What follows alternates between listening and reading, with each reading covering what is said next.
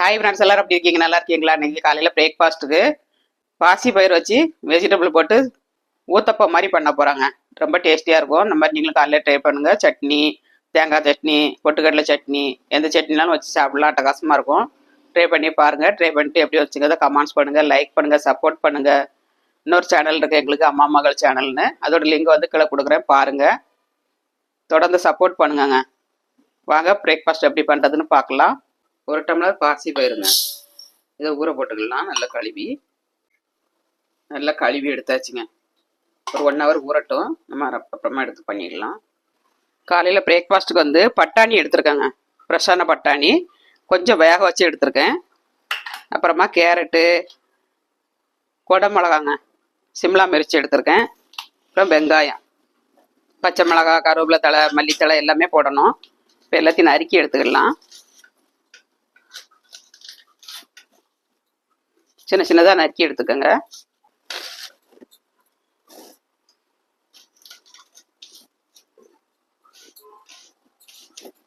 Breakfast வந்து என்ன பண்ணாலும் நல்லா இருக்குங்க.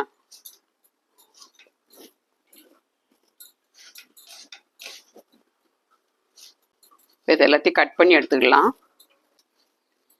இப்போ எல்லாம் நறுக்கி எடுத்தாச்சுங்க. பாசி பயிரை அரைச்சி எடுத்துக்கலாம். இப்போ பாசி பயிர் நல்லா ஊறிடுச்சு, நம்ம அரைச்சி எடுத்துடலாம். தண்ணி வடிகட்டி எடுத்தாச்சுங்க.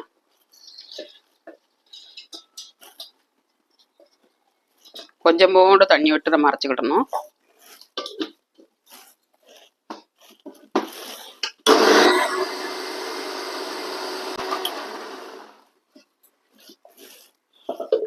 கொஞ்சமோடு தண்ணி ஊற்றிடலாம்.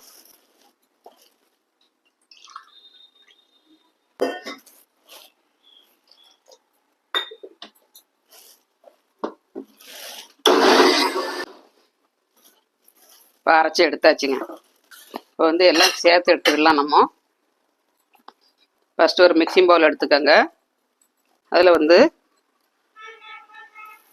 ஒரு 3 கரண்டிங்க, ஸ்பூன் இல்லை 3 கரண்டி கடலை மாவு ஆட் பண்ணியிருக்கேன். அப்புறமா இதில் தயிருங்க, கட்டி தயிர். இங்கே வீட்டில் உர ஊற்றுனதுனால மாவு ஊற்றிடலாம். நான் கடையில் உள்ளது ஊற்றிருக்கேன். ஒரு 3 கரண்டி தயிர் விட்டு கொஞ்சமோண்டு தண்ணி விட்டு நம்ம இந்த கடலை மாவு மிக்ஸ் பண்ணிடலாம்.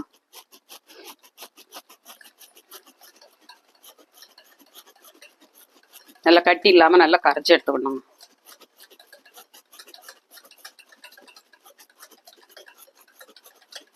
இந்த மாதிரி மிக்ஸ் பண்ணிக்கோங்க. நல்லா மிக்ஸ் ஆயிடுச்சு. இப்போ நம்ம அரைச்சி வச்ச பாசி பயிர் ஆட் பண்ணிக்கலாம்.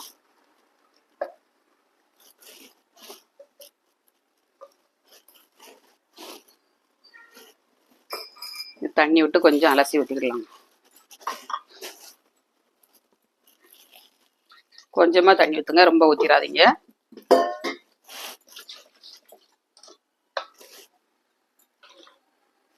தண்ணி விட்டு எடுத்தாச்சு. இதை நல்லா மிக்ஸ் பண்ணிடலாம்.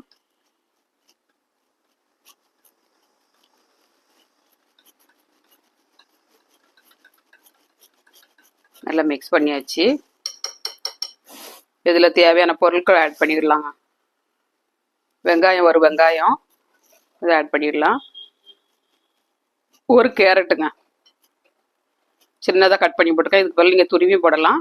சிம்லா மிர்ச்சிங்க, பாதி மிர்ச்சி போட்டிருக்கேன். இது சிம்லா மிர்ச்சி இல்லை, குடமிளகா ஒரு பாதி மிளகா போட்டிருக்கேன். பட்டாணிங்க, ஃப்ரெஷ்ஷான பட்டாணி கொஞ்சம் அவிச்சு போட்டிருக்கேன். அப்புறமா பச்சை மிளகா 2 மிளகா, இஞ்சி கொஞ்சம் துருவி போட்டிருக்கேன். கருவேப்பிலை தழை கொஞ்சம் கட் பண்ணி போட்டிருக்கேன். மல்லி இலை நம்மளுக்கு தேவைக்கு தகுந்தபடி போட்டுக்கலாம்.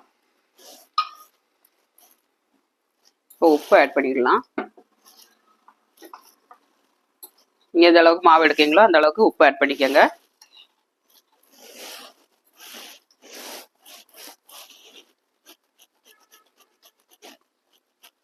ஊத்தாப்பம்னு சொல்லலாம், பந்தோசைன்னு சொல்லலாம். ரொம்ப நல்லா இருக்குங்க.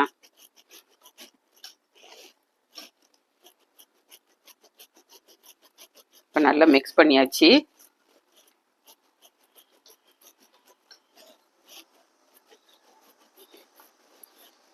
உப்பு காணுமான்னு செக் பண்ணிவிட்டு அப்புறமா போட்டுக்கோங்க. உப்பு கரெக்டாக இருக்குங்க. அவ்வளோதாங்க. இதுக்கு தேவையான பொருள் சோடா மட்டும் ஆட் பண்ணணும். சோடா வந்து ஒரு பிஞ்சு அளவு எடுத்துக்கோங்க, ரொம்ப ஆட் பண்ணாதீங்க. சோடாவும் ஆட் பண்ணியாச்சு. இதையும் நல்லா மிக்ஸ் பண்ணிடலாம்.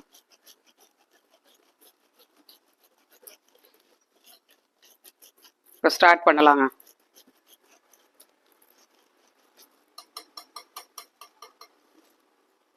ஒரு 10 நிமிஷம் ஊறட்டும். நம்ம அதுக்குள்ளே தாளிசம் பண்ணிடலாம்.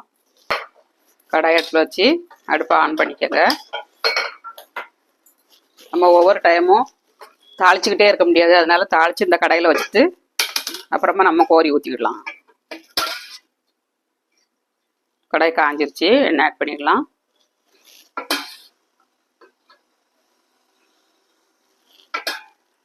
ஒரு 3 கரண்டி ஆட் பண்ணிக்கோங்க. இதில் வந்து கடுகு ஆட் பண்ணிடலாம்.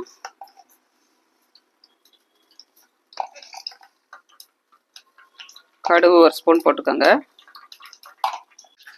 கடுகு நல்லா பொரிஞ்சிருச்சு. ஒரு ஸ்பூன் ஜீரகம் ஆட் பண்ணிக்கோங்க. அப்புறமா வெள்ளை எள்ளுங்க, வெள்ளை எள்ளு 1.5 ஸ்பூன் ஆட் பண்ணியிருக்கேன். அப்புறமா கருவேப்பிலை தழைங்க, கருவேப்பிலை தழை நிறையவே போட்டிருக்கேன். இதை நம்ம தாளித்து வச்சுட்டு கொஞ்சம் கொஞ்சமாக கோரி ஊற்றி நம்ம பண்ணிவிடணுங்க. அப்பப்போ தாளிச்சிட்டு இருக்க முடியாது, ஒவ்வொரு கரண்டி கோரி ஊற்றி நம்ம பண்ணோம்னா ரொம்ப நல்லாயிருக்கும். தாளிசை ரெடி பண்ணியாச்சு. இப்போ கடாயை அடுப்பில் வச்சுக்கலாம். இப்போ பணியார கடாயை அடுப்பில் வச்சுக்கலாம்.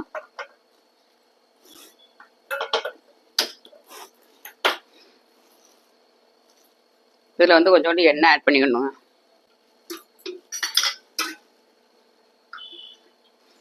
எண்ணெய் கொஞ்சம் ஆட் பண்ணிவிட்டு அப்புறமா நம்ம தாளித்து வச்சுருக்கிறத கொஞ்சம் ஆட் பண்ணிடணும். இப்படி கொஞ்சம் கொஞ்சமாக போட்டு நம்ம பண்ணோம்னா ரொம்ப ஈஸியாக இருக்குங்க.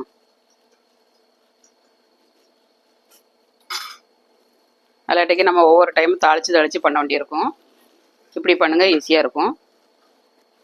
இல்லை நீங்கள் அப்படியே பண்ணி எடுக்க போகிறீங்கன்னா அப்படியே பண்ணி எடுத்துக்கோங்க, தாளிச வேண்டாம், அதுவும் நல்லாயிருக்கும்.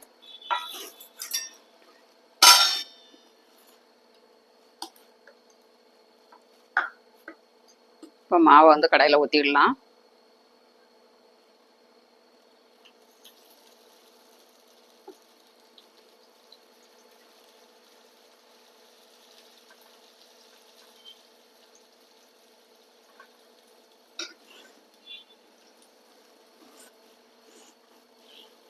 மூடி வச்சுக்கிடலாங்க. கொஞ்சம் நேரத்தில் வெந்துடும், அப்புறமா நம்ம திருப்பி போட்டுக்கலாம். அடுப்பு மீடியமாக வச்சுக்கோங்க.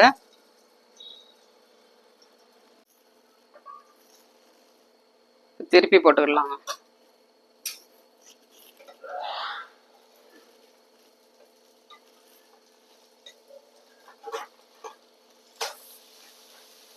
இந்த மாதிரி திருப்பி போட்டுக்கோங்க.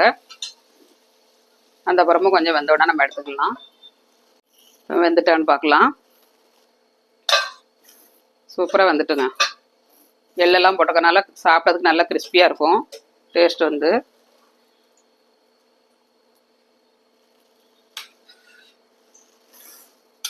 அடுத்தது இன்னொன்று ஊற்றிக்கலாம்.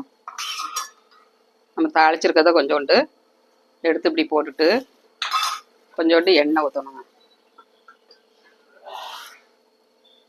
இந்த மாதிரி எண்ணெய் ஊற்றிக்கோங்க. எண்ணெய் ஊற்றிட்டு நம்ம ரேஸை அப்படி ஸ்ப்ரெட் பண்ணிவிட்டு அப்புறமா கரைச்சி வச்சுருக்க மாவை ஆட் பண்ணணுங்க.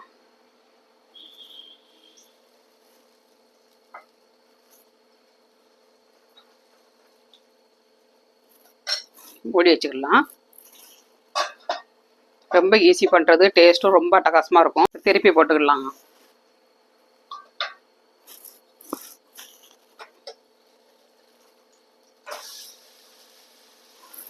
கொஞ்சம் வேகட்டும். 3 நிமிஷம் வெந்தால் போதும். திருப்பி போட்டு உள்ளுக்குள்ளே நல்லா வெந்துருங்க. இப்போ வெந்துருச்சுங்க, நம்ம எடுத்துக்கலாம். எவ்வளோ ஃப்ளஃபியாக இருக்குது பாருங்கள்.